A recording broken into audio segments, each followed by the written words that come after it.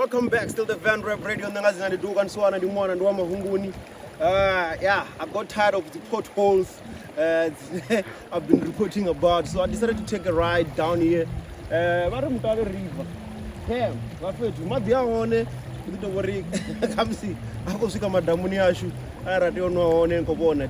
but I'm loving the nature.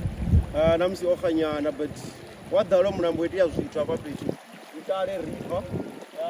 You don't mess around with this river, guys. Not crocodiles somewhere, not really here, but I think in Tanzania, back up there's some crocodiles. Down there?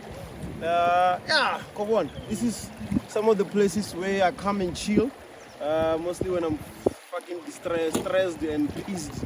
Yeah, I drive down here and it's like what, an hour and a half or an hour drive because of the road, because like honestly speaking, we got so many potholes in there. Shit, I don't know what's going on. So I'm sorry if I'm stepping on people's toes, Mara. I'm not happy, man. Like, why can't we feel out the potholes in the Mavu? So that's got me pissed off, and I was like, you know what? I can't stand this shit. I need some nature. I need some good stuff.